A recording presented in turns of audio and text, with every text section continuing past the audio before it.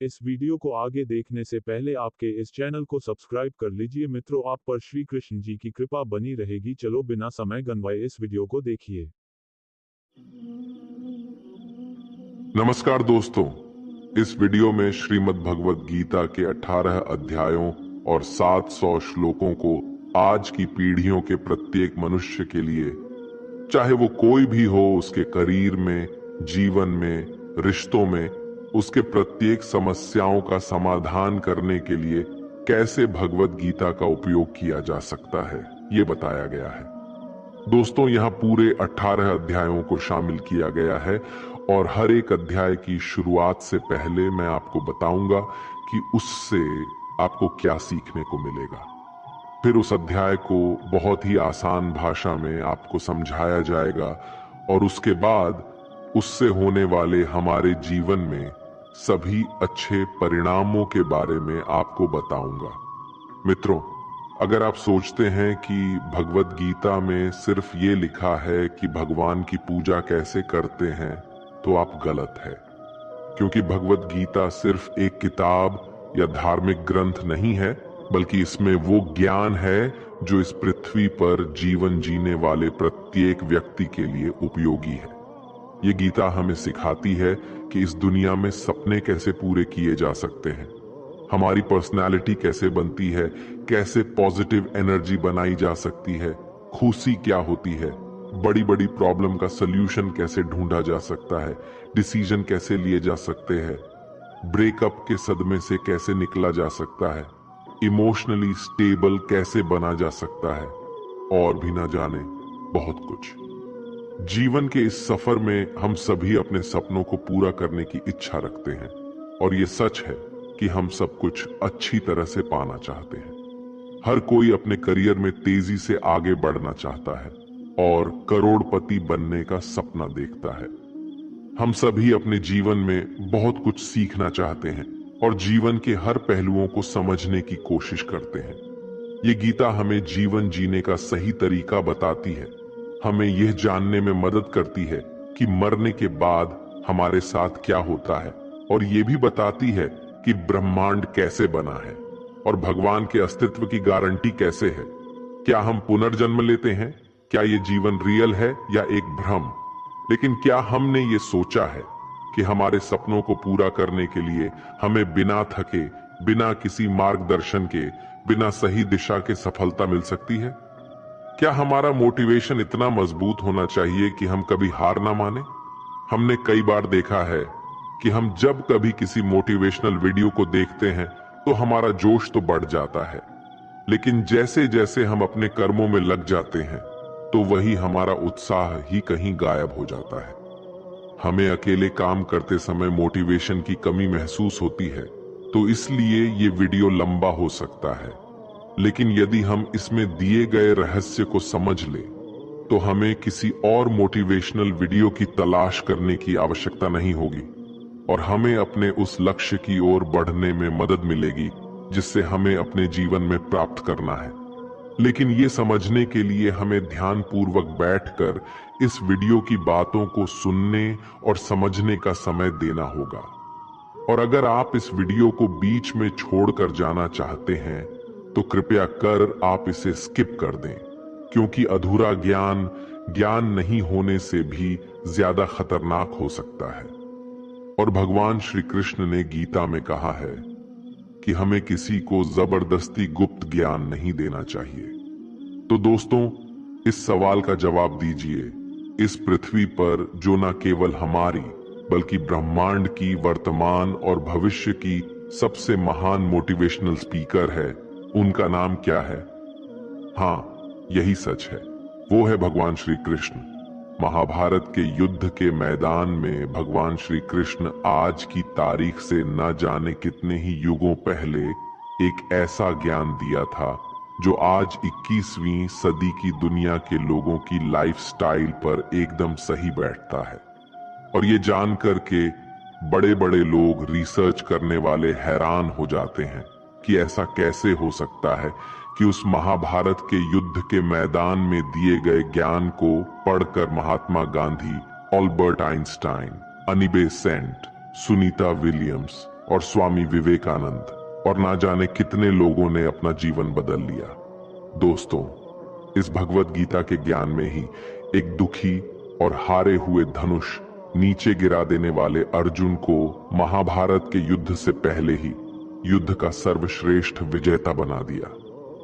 आपके जीवन में जब खुद को सफलता की ओर बढ़ते हुए दिखाई देते हैं तो आपको ये महसूस हो सकता है कि आप अपने जीवन की सभी समस्याओं के सामने अर्जुन की तरह खड़े हैं और आपके लिए भी एक अद्वितीय गीता का ज्ञान उपलब्ध है और ये आपका अधिकार है कि आप उसे समझें और अपने जीवन में उसका मार्गदर्शन करें। भगवत गीता के अद्वितीय ज्ञान को समझकर आपको ये आश्चर्यजनक एहसास होगा कि ये अमूल्य ज्ञान हमें हमारे असली उद्देश्यों की ओर ले जाता है।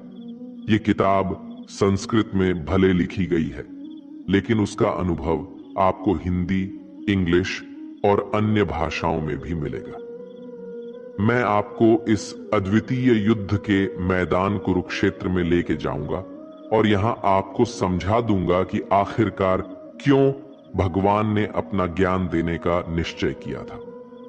तो चलिए, हम कुरुक्षेत्र के युद्ध मैदान में हैं, जहां पर पांडव और कौरव युद्ध के लिए तैयार है और यहीं से भगवत गीता का पहला अध्याय शुरू होता है। पहला अध्याय अर्जुन विषाद योग अर्थात अर्जुन की मानसिक दुविधा। दोस्तों, इस परम ज्ञान को जानने से पहले कमेंट में जय श्री राधे कृष्ण अवश्य लिख दीजिए और इस वीडियो से आपको कुछ भी सीखने को मिल रहा है तो वीडियो को लाइक करके चैनल को सब्सक्राइब कर लीजिए और बेल नोटिफिकेशन आइकन को ऑल पर सेट कर लीजिए। तो फिर चलिए आगे बढ़ते हैं। दोस्तों, इस पहले अध्याय से हम सीखते हैं कि कैसे हमारे जीवन में वो चीजें हैं जो हमें आगे बढ़ने से रोकती है। चाहे हमारे पास ज्ञान का बहुत बड़ा भंडार हो, हमारे पास काबिलियत हो, लेकिन फिर भी हम सही फैसला नहीं ले पाते और हमारे कार्य में सफलता नहीं मिल पाती। इसके साथ ही हम जानेंगे कि कैसे सपनों को हकीकत में बदलने के लिए मानव कैसे परिवर्तित हो सकता है। कौरवों में दुर्योधन के मन में खुशियों की अनगिनत उम्मीदें थीं। उसके पास बड़ी सेना थी, उसके पास गुरु द्रोणाचार्य और गुरु कृपाचार्य जैसे महान योद्धा थे। पांडवों की सेना में अर्जुन, भीम और पांडवों के पांचों भाइयों के साथ भगवान कृष्ण भी थे। अब ये युद्ध पूरी तरह से परिवार के बीच होने वाला युद्ध बना हुआ था। पांडव और कौरव दोनों एक ही बड़े परिवार के थे और इसके बावजूद हर किसी में जीतने का इरादा था। भगवान श्री कृष्ण के साथ अर्जुन ने अपनी सेना को सामने लाकर खड़ा किया ताकि वो देख सके कि उसको किन किन लोगों को मारना है। इस घड़ी में भगवान कृष्ण ने अर्जुन के रथ को मैदान के बीच में ले आए। वहां कुरुक्षेत्र के युद्ध मैदान में कौरवों की सेना में अर्जुन के सामने दादा भीष्म और गुरु द्रोणाचार्य खड़े थे और गुरु द्रोणाचार्य ने ही अर्जुन को तीर चलाना भी सिखाया था। अर्जुन ने युद्ध के मैदान में जिधर देखा वहां दोनों ही और परिवार वाले और गुरुओं के शिष्य ही नजर आ रहे थे। इस दृश्य को देखकर अर्जुन बहुत ही दुखी हो गए और कृष्ण से बोले कि यहाँ तो हर कोई मेरा सगा संबंधी है, मैं अपने ही लोगों को युद्ध में नहीं मार सकता। मुझे इस राज्य के लिए तो क्या, अगर कोई तीनों लोग भी दे दे तो भी मैं ऐसा युद्ध नहीं करूंगा जिसमें मुझे अपनों को ही मारना पड़े। गीता के इस पहले अध्याय से हमें ये सीखने को मिलता है कि वास्तविक सोच कैसी होती है। हमें कभी कभी नहीं पता होता कि हमारे काम करने का इरादा क्या है, हम किस चुनौती का सामना करेंगे, और जब हम किसी बुरी स्थिति का सामना करते हैं तो हम संयम खो बैठते हैं, घबरा जाते हैं और अपना वास्तविक धर्म भूल जाते हैं। भले ही अर्जुन युद्ध कला में माहिर थे और वो युद्ध करने के लिए मैदान में धनुष उठाने की कला को सिखाने वाले गुरु द्रोणाचार्य के शिष्य थे, लेकिन वे अपने लगाव के कारण कर्म का सही फैसला नहीं ले पा रहे थे। इससे हमें ये सीखने को मिलता है कि जब हम जीवन में आगे बढ़ने के लिए तैयार होते हैं तो हमें अपने लगाव को खुद से दूर रखना चाहिए। मित्रों, आप इसे इस तरह से समझ सकते हैं। मान लीजिए आपका दिल से किसी व्यक्ति से गहरा प्यार है, लेकिन वो व्यक्ति आपके प्यार को समझने का मन नहीं रखते। इस बदले में आपको उसके प्रेम को प्राप्त करने के लिए मोहित नहीं होना चाहिए, क्योंकि लगाव किसी भी रूप में हानिकारक हो सकता है। जब तक ये लगाव है, तब तक आप अपने आत्मा के धर्म को पूरा नहीं कर सकते। गीता का दूसरा अध्याय सांख्य योग यानी कि पुरुष प्रकृति का विश्लेषण करना। मनुष्य 5 संख्या से बना है: आग, पानी, मिट्टी, हवा। अंत में मनुष्य इसी में मिल जाता है। भगवान श्री कृष्ण ने अर्जुन को बताया कि जीवन में सबसे बड़ा योग कर्म योग है।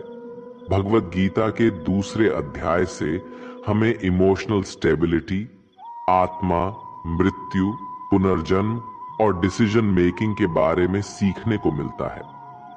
यहां हमें गुस्से के सबसे बड़े कारण और उनके समाधान के बारे में भी बताया गया है। जब अर्जुन ने युद्ध करने से मना किया तो सारथी श्री कृष्ण ने कहा, हे अर्जुन, ये तुम्हें अचानक से क्या हो गया है? तुम जैसे महान योद्धा के मुंह से ऐसी बातें शोभा नहीं देती। इसलिए अपने इस मन की कमजोरी को छोड़कर युद्ध के लिए फिर से खड़े हो जाओ।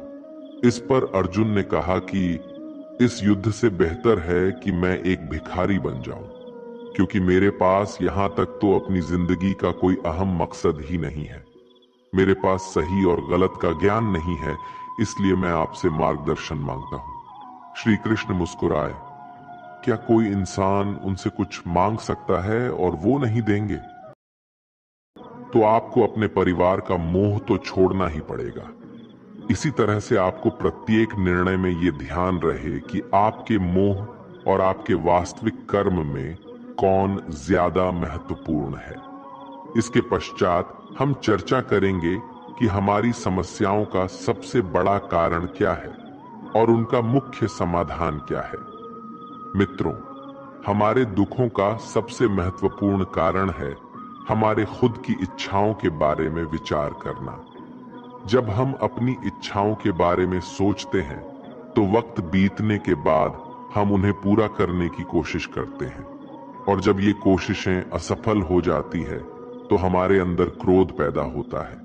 और क्रोध एक ऐसी चीज है जिसे कोई भी मनुष्य अपने शरीर को त्यागने से पहले नहीं छोड़ता है।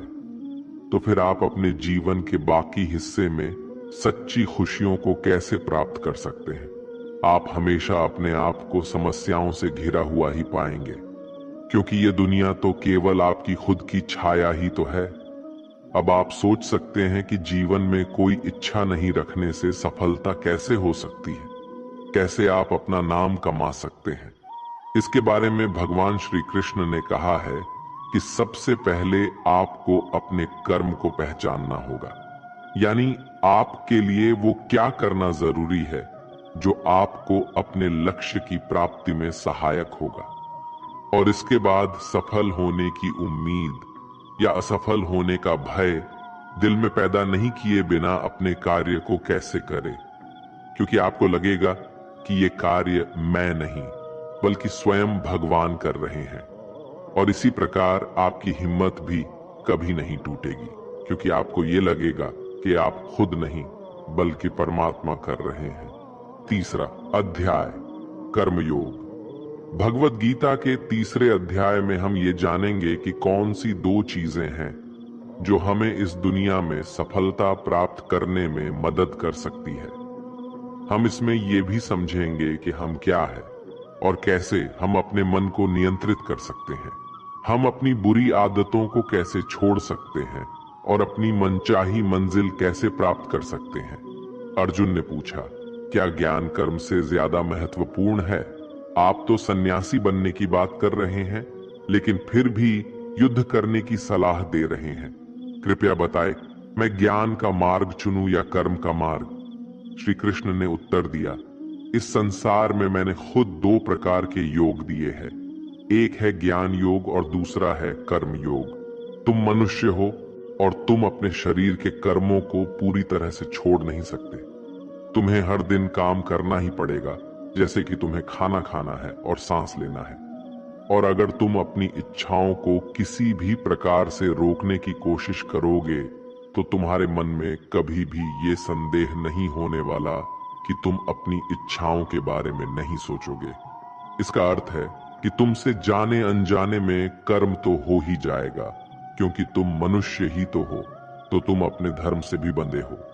इसलिए तुम्हारे लिए सन्यास के रास्ते की जगह कर्म का रास्ता ज्यादा सही है। मतलब ज्ञान योग या सांख्य योग की जगह कर्म योग उचित होगा। इसलिए तुम ये सोचो कि ये काम तुम नहीं कर रहे हो, बल्कि तुम्हारा शरीर प्रकृति का गुलाम होकर कर रहा है। फल की इच्छा किए बिना अपना कर्मयोग को करो, क्योंकि अगर तुम अपने आप को स्वयं के कर्म का करने वाला नहीं मानोगे तो मैं तुम्हारा कर्ता बनूंगा, और जब मैं तुम्हारा कर्ता बनूंगा तो तुम्हें बिना मांगे ही वो सभी सुख सुविधाएं दूंगा जिसकी तुम्हें जरूरत होगी। अगर तुमने बिना मेहनत किए ही सुख सुविधाओं और राज्य का भोग किया तो तुम एक चोर की भांति हो जाओगे और तुम कभी परमात्मा यानी कि मुझसे नहीं मिल पाओगे, मुझ में लीन नहीं हो पाओगे। जिस तरह से महान लोग खाने के लिए नहीं बल्कि जीने के लिए खाते हैं, उसी तरह से तुम भी परिणाम के लिए नहीं बल्कि भलाई के लिए युद्ध करो। हे अर्जुन, तुम मनुष्य में सबसे बड़े हो, इसलिए जैसा तुम करोगे ठीक वैसा ही तुम्हारी संतान या आने वाली सभी पीढ़ियां करेंगे। अर्जुन, तुम मुझको ही देख लो, मैं तो भगवान हूं। मुझे भला किसी काम को करने की क्या आवश्यकता है, पर मैं इसलिए अपना काम करता हूं क्योंकि मनुष्य की आत्मा मेरा ही तो एक छोटा सा हिस्सा है, और जैसा मैं करूंगा वैसा ही फिर मनुष्य करेगा, और इस तरह से तो पूरी सृष्टि ही नष्ट हो जाएगी। कोई अगर तुम्हारा साथ भी ना दे या तुम्हारी बुराई भी करे तो तुम उनको बिना कुछ कहे सिर्फ अपना कर्म करते जाओ, और ऐसा करने पर वो मनुष्य भी कुछ समय बाद तुम्हारे जैसा ही करना शुरू कर देगा। जो मनुष्य ये सोचता है कि वो कर्म खुद कर रहा है, उससे बड़ा मूर्ख और दुखी इस दुनिया में कोई नहीं है, और ज्ञानी लोगों के द्वारा ऐसे मूर्खों पर कभी ध्यान नहीं देना चाहिए। इसलिए हे अर्जुन, तू भी अपने आप को इस कर्म के बंधन में ना बांधकर बिना किसी आशा के, दया के और पश्चाताप के इस युद्ध को लड़। हे अर्जुन, खुद का धर्म और कर्म दूसरों के धर्म और कर्म से ज्यादा अच्छा और बड़ा समझा जाना चाहिए, भले ही हमारे द्वारा खुद के धर्म और कर्म के पालन करने में कोई कमी या कसर क्यों ना रह गई हो। अर्जुन ने फिर से पूछा कि अगर मनुष्य परमात्मा का अंश है तो उससे गलतियां क्यों हो जाती है और वो बुरे काम क्यों करता है। भगवान श्री कृष्ण बोले कि मनुष्य शरीर भोग विलास करना चाहता है, क्योंकि उसकी प्रकृति वैसे ही है जैसे अगर उसकी कामना पूरी नहीं होती तो वो गुस्से में आ जाता है, और जिस तरह धुएं की वजह से आग दिखाई नहीं देती, उसी तरह क्रोध और काम की वजह से मनुष्य को अपना कर्म, धर्म और ईश्वर दिखाई नहीं देते, और इसी वजह से क्रोध और कामनाओं में आकर मनुष्य अपनी इंद्रियों और मन पर कंट्रोल खो देता है और ना चाहते हुए भी बुरे काम और गलतियां कर बैठता है। हे अर्जुन, तुम हमेशा याद रखना, इस शरीर से ज्यादा शक्तिशाली है इसकी इंद्रियां, इंद्रियों से ज्यादा शक्तिशाली है मन, और मन से शक्तिशाली है बुद्धि, और बुद्धि से ज्यादा शक्तिशाली है तुम, यानी कि तुम्हारी आत्मा। इसलिए हे अर्जुन, तू अपनी आत्मा से अपनी बुद्धि को वश में कर तो तुम्हारी बुद्धि मन को वश में करेगी, और फिर मन तुम्हारे इंद्रियों को वश में करेगा, और इंद्रियां तुम्हारे शरीर को यानी कि तुम्हारे बुरे कर्मों को। मित्रों, श्री कृष्ण द्वारा कही गई बातों को अगर हम आज के परिवेश में देखें तो इस दुनिया में परिणाम दो चीजों से आती है, ज्ञान और कर्म, यानी कि नॉलेज और एक्शन। आज की दुनिया में हम दोनों चीजों को जोड़कर देखें तो हमारे लिए एक्शन भी उतनी ही जरूरी है जितना ज्ञान यानी कि नॉलेज। ज्ञान का मतलब ये नहीं है कि आप कुछ भी उठाकर पढ़ लिया, बल्कि नॉलेज का मतलब तो ये है कि आप ये सबसे पहले जान ले कि आपके लक्ष्य क्या है, आपकी काबिलियत और आपकी समस्या क्या क्या है, और इन सब को मिलाकर अपने लक्ष्य तक पहुंचने की आपकी प्लानिंग क्या क्या है। ये है आपकी ज्ञान यानी कि नॉलेज। इसके अलावा आपको एक और चीज ध्यान में रखनी है कि आप शरीर नहीं हो, आप केवल एक आत्मा हो। आपकी आत्मा यानी कि आप खुद अपनी अच्छी बुरी भावनाओं, अपने विचार से भी बहुत ऊपर हो। और अगर आप इस तरह से सोचोगे तो अवश्य ही आपकी समस्याएं दूर हो जाएंगी और वो बहुत छोटी लगने लगेगी। इस अध्याय में आगे बढ़ने पर हम दूसरे रास्ते के बारे में जानेंगे। श्री कृष्ण कहते हैं कि हमें कभी ये नहीं सोचना चाहिए कि कर्म हम कर रहे हैं, हमें ये सोचना है कि हमारे द्वारा ईश्वर कर रहे हैं। और जब हम इस तरह से सोचेंगे तो हमारे जीवन में दो अच्छे प्रभाव होंगे। पहला ये कि आप अपनी मेहनत के परिणाम को लेकर आपको कोई भी टेंशन नहीं होगी, और दूसरा ये कि आप अपने मन को स्थिर करके सबसे ज्यादा मेहनत करने लगोगे। सभी शब्दों की बजाय ये आपको समझना चाहिए कि आपको कभी भी अपने कर्मों के परिणामों पर खुश या दुखी होने का अधिकार नहीं है, क्योंकि श्री कृष्ण के उपदेशों के अनुसार मनुष्य को केवल कर्म करने का अधिकार है। इसके साथ ही आप किसी भी बुरी आदत से कैसे मुक्त हो सकते हो, इसका विचार करें। इसे बहुत ही सरल शब्दों में समझाया जा सकता है। आप अपने आप को भगवान का छोटा सा अंश अर्थात आत्मा ही समझे, और इसके बाद आप जब अंतर ध्यान से यानी अपने आत्म के ध्यान से अपने मस्तिष्क को नियंत्रित रखोगे और मस्तिष्क से अपने मन को, और फिर जब आपका मन आपके शारीरिक इंद्रियों को नियंत्रित कर लेता है तो बुरी आदतों को छोड़ना कुछ भी मुश्किल नहीं होगा। अध्याय 4 ज्ञान कर्म संन्यास योग यानी सगुण भगवान का प्रभाव और कर्म योग का विषय। भगवत गीता के चौथे अध्याय से हमें यह ज्ञात होता है कि भगवान कब और किस रूप में पृथ्वी पर आते हैं, और यहां तक कि गुरु से ज्ञान कैसे प्राप्त किया जा सकता है और ज्ञान क्यों जरूरी है। श्री कृष्ण ने अर्जुन से कहा, है अर्जुन, मैंने इस महान गीता ज्ञान को बहुत पहले बताया था, लेकिन समय के साथ वो ज्ञान समाप्त हो गया है।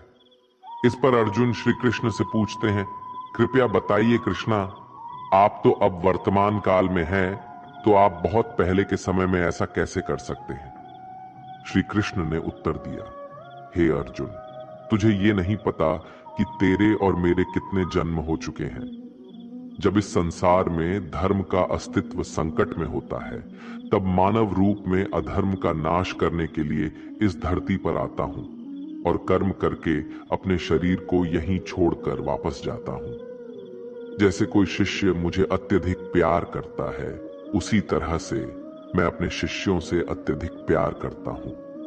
हालांकि मैंने इस संसार को बनाया है, लेकिन मैं ये नहीं सोचता कि ये मेरे द्वारा बनाया गया है। इसलिए मनुष्य को कर्म करते समय ये कभी नहीं सोचना चाहिए कि मैं कर रहा हूं। वो मनुष्य जो किसी कर्म के फल और सुख दुख के परे होकर कर्म करता है, वही सबसे बड़ा है। जिसके पास अपने शरीर पर कोई अहंकार नहीं होता, वो अपनी इंद्रियों को नियंत्रित करता है, वही व्यक्ति सबसे श्रेष्ठ होता है। और अर्जुन जो इस भूमि पर खुश नहीं रह सकता, वो कहीं भी खुश नहीं रहता। इसलिए किसी मनुष्य को अपने गुरु को पहचान कर अपनी इंद्रियों को नियंत्रित करके अपने लोग को छोड़कर उनकी सेवा करने का प्रयास करना चाहिए, ताकि वे उनसे वो ज्ञान सीख सके जिससे कि बड़े से बड़े पापी भी मेरी शरण में आ सकते हैं। जिस प्रकार आग सूखी हुई लकड़ी को जला देती है, उसी तरह से गुरु से प्राप्त किया गया ज्ञान अज्ञानता को दूर कर देता है। हमेशा कर्म करने वाला और हमेशा मेरी में श्रद्धा रखने वाला ही मुझे प्राप्त कर सकता है। इसलिए जिसने कर्मयोग के माध्यम से सभी कर्मों को और अपने आप को परमात्मा के लिए समर्पित कर दिया है, उस मनुष्य को उसके कर्मों के बंधन में कभी भी नहीं बांधा जा सकता। इसलिए अर्जुन, तू भी मेरे दिए हुए ज्ञान से समझ कि कर्म नहीं बल्कि मैं कर रहा हूं। दोस्तों, इस चौथे अध्याय में स्पष्ट रूप से कहा गया है कि जब भी मानवता का नाश होता है तो नेगेटिव ऊर्जा लोगों में अत्यधिक होती है। तब तक भगवान किसी भी रूप में आकर धर्म को पुनः स्थापित करते हैं। इसमें यह भी बताया गया है कि अगर किसी से आपको कुछ सीखना है तो सबसे पहले आपके मन में उसके प्रति सम्मान होना चाहिए। कोई लालच नहीं होना चाहिए और बुरी भावना भी नहीं होनी चाहिए। और ये ज्ञान प्राप्त करना और सीखना हमारे लिए क्यों आवश्यक है और इसका कारण क्या है? हम अगर किसी क्षेत्र में हो तो स्वाभाविक रूप से बताया जा सकता है कि हमें उस क्षेत्र के गुरु से ज्ञान प्राप्त करना होगा। और ज्ञान वो तरीका है जिससे इस जीवन में अपने लक्ष्य से और उस जीवन में आपके परमात्मा से मिल सकता है। अध्याय 5, कर्म संन्यास योग। भगवत गीता के 5वें अध्याय में कर्म संन्यासियों का वर्णन किया गया है और हम जानेंगे कि अपने लक्ष्य को कैसे प्राप्त किया जा सकता है और कैसे हमारे शरीर ने हमें आलस्य में बांधने की कोशिश की। अर्जुन ने कहा, है श्री कृष्ण, मैं अभी भी ये नहीं समझ पा रहा हूं कि मेरे लिए कर्म अच्छा है या कर्मों से संन्यास। तो श्री कृष्ण ने उत्तर दिया, देखो अर्जुन, संन्यास और कर्म वे दो अलग अलग मार्ग हो सकते हैं, लेकिन दोनों का ही लक्ष्य तो समान है और वो है परमात्मा। जो व्यक्ति अपने मन को भटकने नहीं देता, जो कर्म करके भी यही समझता है कि कर्म उसने नहीं किया है बल्कि ये तो परमात्मा ने किया है, और जो सभी जीवों को उसी परमात्मा का हिस्सा मानता है, वो मनुष्य मरने के बाद परमात्मा में ही मिल जाता है। महान व्यक्ति अपने प्रत्येक कार्य को, अपने विचारों को स्पष्ट करने और दूसरों के हित के लिए ही करते हैं। परमात्मा कभी भी मनुष्यों को बुरे काम करने के लिए नहीं प्रोत्साहित करता, बल्कि लोग खुद ही अपने क्रोध और मोह में आकर बुरे कार्य करते हैं और फिर उसी प्रकार से उनके फल सुनिश्चित हो जाते हैं। मैं तो बस उनका प्रतिफल उन्हीं को वापस देता हूं। तुम अपने शरीर को चाहे कितना ही आनंदित कर दो, इसके इच्छाएं तब भी पूर्ण नहीं होती। इसलिए अर्जुन, तेरे जैसे बुद्धिमान व्यक्ति को शरीर की इच्छाओं में मन नहीं लगना चाहिए। इस संसार का असली मूल्य होता है वो जिसने अपने शरीर का नाश होने से पहले अपने क्रोध का नाश कर लिया हो, जो संपूर्ण प्राणियों का हित करता है, जिसका मन किसी भी कार्य में नहीं बनता और जो अपने भटकते हुए मन को एक जगह केंद्रित करके परमात्मा को याद करता है, वही व्यक्ति सुखी भी है और परमेश्वर सहित सभी के प्रिय भी। इसलिए हे अर्जुन, ये इंद्रियां, मन, बुद्धि, इच्छा, आशा, डर और क्रोध ही तेरे शत्रु हैं। इन्हें छोड़ दो। दोस्तों, हमारी बॉडी अर्थात हमारा शरीर हमेशा आराम से रहना चाहता है, लेकिन क्या आपने कभी सोचा है कि अगर इसमें आत्मा नहीं होती तो क्या होता? हम अक्सर अपने शरीर को ही अपनी पहचान मान लेते हैं। हम कहते हैं, ये मेरी आंखें हैं, ये मेरे हाथ है, और जब हमारा शरीर हमें आराम करने के लिए बोलता है तो हम सो जाते हैं। लेकिन क्या आप ये सोच सकते हैं कि शरीर आपकी बुद्धि पर भारी हो गई है, इसलिए आपको यह समझना होगा कि आप एक आत्मा है और आपको अपनी बुद्धि से अपने शरीर को चलाना होगा। दोस्तों, जो रास्ते भगवत गीता में दिखाए जा रहे हैं वे मानवों को परमात्मा से मिला देते हैं। अगर आप इन सभी बातों को अपने जीवन में अपनाते हैं तो आप अपने सपनों को पूरा करने की दिशा में एक कदम आगे रहोगे। दोस्तों, जैसा कि कहा गया है कि भगवान की प्राप्ति के लिए मन को वश में करना बहुत जरूरी है, ठीक उसी तरीके से आपको अपने जीवन में भी मंजिल पाने के लिए मन को वश में करना बहुत ही आवश्यक है। श्रीमद् भगवद गीता अध्याय 6, आत्म संयम योगा। भगवत गीता के 6ठे अध्याय में हम जानेंगे कि एक योगी क्या होता है और योगी कैसे बनते हैं, अर्थात आज के जीवन में वो व्यक्ति जो अपने जीवन में महत्वपूर्ण कुछ करना चाहता है इसके साथ ही हम ये भी जानेंगे कि क्या होता है अगर आपने इस जीवन में बहुत मेहनत की लेकिन फिर भी आपका सपना पूरा नहीं हुआ। श्री कृष्ण बोले, केवल अपने सांसारिक कर्मों को त्यागने वाला ही योगी नहीं होता। इसका मतलब है कि योगी वही होता है जो अपने कर्मों को त्याग कर आत्मा की ओर बढ़ता है। उसका मार्ग सफलता की ओर जाता है, चाहे फिर भी उसे कोई भी मुश्किल का सामना करना पड़े। योगी अपने उद्देश्य को हासिल करने में सफल होता है क्योंकि उसका मन परमात्मा की ओर होता है। वो व्यक्ति जो करने योग्य सभी कार्य को पूरी ईमानदारी से निभाता है, उसके फल की प्राप्ति की लालसा नहीं करता, वही असली योगी कहलाता है। जो व्यक्ति अपने मन पर विजय पा लेता है, उसके लिए संसार में और कुछ जितने की अत्यंत आवश्यकता नहीं होती, और जिसका मन इधर उधर चलता रहता है, उसके लिए संसार में कुछ भी प्राप्त करना सरल नहीं होता, क्योंकि हमारा प्रिय मन हमारा साथी होता है, और अगर हम उसके गुलाम बन जाते हैं तो वो हमारा सबसे बड़ा दुश्मन बन जाता है। जो व्यक्ति अपने मन के और संसार के किसी भी विचार या वस्तु से प्रभावित नहीं होता, और जो मित्र, शत्रु, महात्मा, पापी, जीव, जंतु आदि के प्रति समान दया भाव रखता है, वही योग्य की वास्तविक पहचान होती है।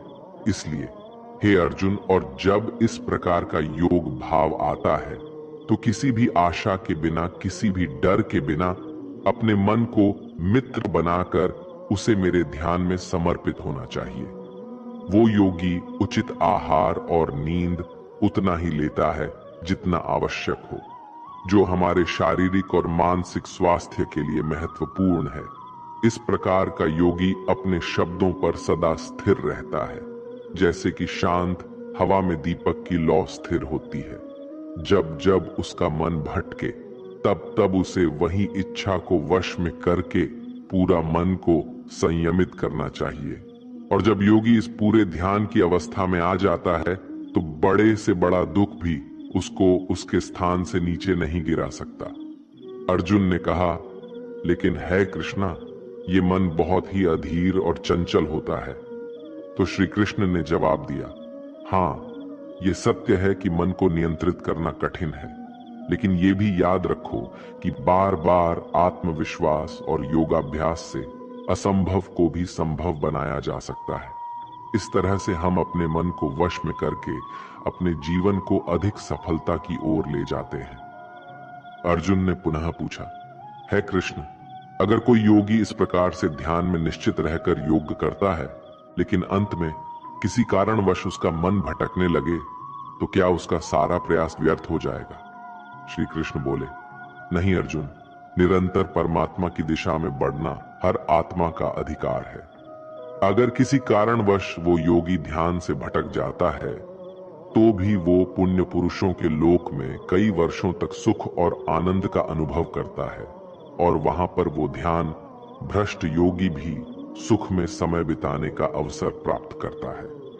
फिर उस योगी की आत्मा जो ध्यान में भ्रष्ट हो गई थी, वो पुनः उसी पुण्य पुरुष के परिवार में जन्म लेती है, और उस तरह से उसकी आत्मा की यात्रा वहीं से शुरू होती है जहां से उसने पिछले जन्म में समाप्ति की थी। इस तरह वो एक नए रूप में और नए जीवन की ओर बढ़ता है, परमात्मा से मिलन के लिए फिर से प्रयास करता है।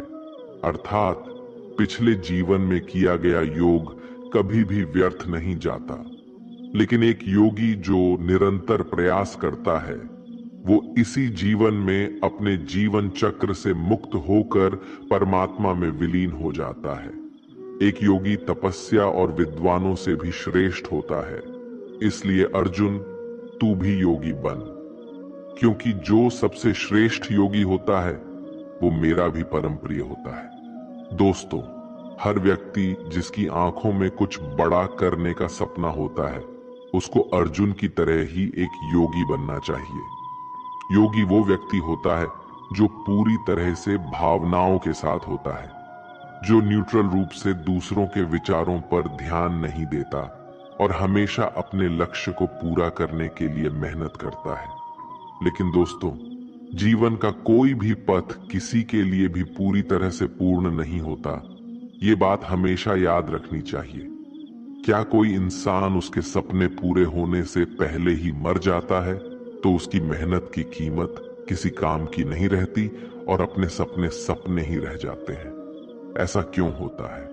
तो इसका जवाब इसमें छिपा है कि एक बहुत ही गुप्त बात है जिसे भगवान श्री कृष्ण ने इस अध्याय में बताया है कि अगर आप मेहनत कर रहे हैं और आपने बहुत अनुभव जमा लिया है, बहुत सारा ज्ञान प्राप्त कर लिया है, फिर भी आपको अपनी मंजिल नहीं मिल रही है और किसी कारणवश आपको असफलता का सामना करना पड़ रहा है, तो भी आपकी मृत्यु हो जाए या फिर आप सपनों को पूरा करने के लिए बूढ़े हो जाए, तो इस प्रकार के मरने के बाद भी आपके स्वर्ग में आपके कर्मों के अनुसार आनंद मिलेगा।